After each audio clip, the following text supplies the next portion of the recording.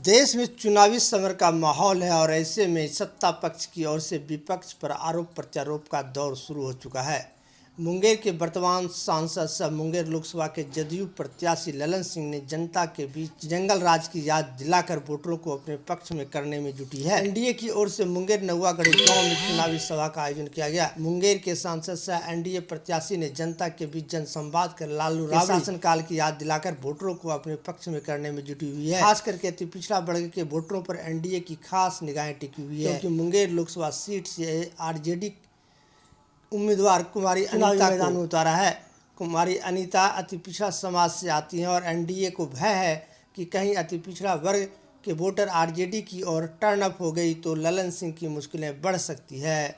जदयू प्रत्याशी ललन सिंह ने कहा कि 1990 का दशक याद कीजिए कि किस तरह से बिहार में जंगल राज था। जब बिहार में नीतीश कुमार की सरकार बनी तो बिहार से जंगल राज की समाप्ति हुई। वहीं बिहार में जहां बिजली आंख मिचौली खेलती थी, जब नीतीश कुमार की सरकार बनी तो बिहार में बिजली की कमी नहीं है। लालू प्रसाद यादव के राज में विकास के नाम पर सड़कों में गड्ढा दिखता था, वहीं आज बिहार की हर सड़कें बन गई है। साथ ही ऐसी पिछड़ा समाज के लोगों से कहा कि आप लोग को डरा धमका कर वोट लेकर राज करता था। आज आपके समाज को नीतीश कुमार ने आरक्षण देने का काम किया और अब अति पिछड़ा समाज के लोग पंचायती राज में आरक्षण के बल पर अपने पंचायतों का प्रतिनिधित्व कर रही हैं। यहाँ पे जदयू प्रत्याशी ललन सिंह की प्रतिष्ठा दांव पर लगी है और इसे बचाने में, अपनी सीट को बचाने के लिए हर तरह के प्रयास किए जा रहे हैं। जनता के बीच जाकर अपनी संवाद रखने का काम कर रहे हैं ताकि जनता किसी भी तरह से जदयू को छोड़ करके आरजेडी की तरफ टर्न अप ना हो सके, जिसको लेकर के ललन सिंह लगातार अति पिछड़ा समाज के वर्गों के बीच जा करके वोट मांगने का काम कर रहे हैं और उनके बीच अपनी पैठ बनाने में जुटे हुए हैं। लेकिन देखना ये होगा कि ये काम कर पाते हैं या फिर ये सीट आरजेडी के पाले में जाता है, ये तो समय तय करेगी। और जब 2000 में बिहार और झारखंड का बंटवारा हो गया तो बिहार में एक ही नारा लोग कहते थे, एक ही कहावत सब लोग कहते थे कि बिहार में झारखंड तो चला गया, सब खनिज वहीं चला गया, सारा उद्योग धंधा सब वहीं चला गया, तो अब बिहार में बचा क्या? अब बिहार में बचा आलू, लालू और बालू, ये तीन चीज लोग कहते थे। लेकिन इस बीच में बिहार की जनता एक बार सजग हुई और देखिए, हम लोग चुनाव लड़ रहे थे, लोगों को यह भरोसा नहीं होता था कि बिहार से लालू और राबड़ी का राज जाएगा, बिहार से लालू और राबड़ी का राज जाएगा। क्यों? क्योंकि अति पिछड़े वर्ग के लोगों पर लाठी दिखा के, उनके जो समर्थक थे उनको डरा के, उनको धमका के उनका वोट लेते थे और उसके बल पर राज करते थे। ये उनका राज था। 2005 में नीतीश जी की सरकार बन गई और जब नीतीश जी की सरकार बनी तो नीतीश जी ने एक नारा दिया बिहार के लोगों को, न्याय के साथ विकास। न्याय के साथ विकास का मतलब यही था कि समाज के हर तबके के साथ न्याय, लेकिन जो समाज में सबसे पिछली पंक्ति में है उनके लिए विशेष प्रयास करके उनको समाज के मुख्य धारा में लाया जाए और उसके साथ साथ बिहार का विकास किया। ये नीतीश कुमार जी का नारा था और ये नीतीश कुमार जी का सपना था। उस सपना को लेकर नीतीश कुमार जी ने 2005 के नवंबर महीने से बिहार में शासन शुरू किया। हम उस समय जनता दल यू के मुख्यमंत्री नीतीश कुमार जी थे और हम उस समय जनता दल यू के प्रदेश अध्यक्ष थे। नीतीश कुमार जी ने कहा कि देखिए, समाज में सबसे ज्यादा अगर पिछड़ा कोई है और समाज के सबसे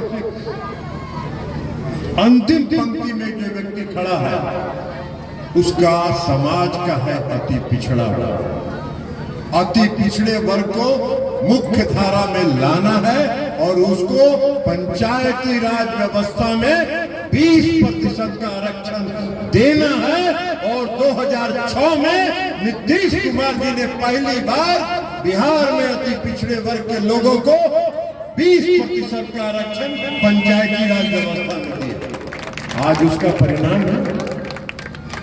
उसका परिणाम है कि लाखों की संख्या में अति पिछड़े वर्ग के लोग मुखिया हैं, सरपंच हैं, प्रमुख हैं, उप प्रमुख हैं, जिला परिषद के सदस्य हैं, लाखों की संख्या में। ये काम नीतीश कुमार जी ने किया। उनका आभार व्यक्त करना चाहते हैं कि उन्होंने आज ये आयोजन किया और हम सबको यहाँ आमंत्रित किया आपसे मिलने के लिए, आपका दर्शन करने के लिए। तो हम हृदय से उनको धन्यवाद देते हैं। और आप सभी लोग इतना शाम में रात में यहाँ हैं, इसलिए आप सबों का भी हम अभिनंदन करते हैं हृदय से और आपको धन्यवाद देते हैं। अब देखिए, चुनाव का मौसम है और चुनाव के समय में कुछ बातों को जानना चाहिए। 1990 से 2005 तक बिहार में श्री लालू प्रसाद जी और श्रीमती राबड़ी देवी जी का शासन था। और श्री लालू प्रसाद जी और श्रीमती राबड़ी देवी के शासन काल को अगर याद किया जाए, स्मरण किया जाए, तो रोंगटा खड़ा हो जाता है। बिहार के जो अभी आप नौजवान हैं, जिनका उम्र 30 साल 28 साल है, उन्होंने उस राज को नहीं देखा, इसलिए कि 18 साल से तो बिहार में नहीं नीतीश कुमार जी का राज है, जो स्वर्ण युग का राज है। लेकिन उसके पहले का राज जो बुजुर्ग हैं, उन्होंने देखा है और उन्होंने महसूस किया।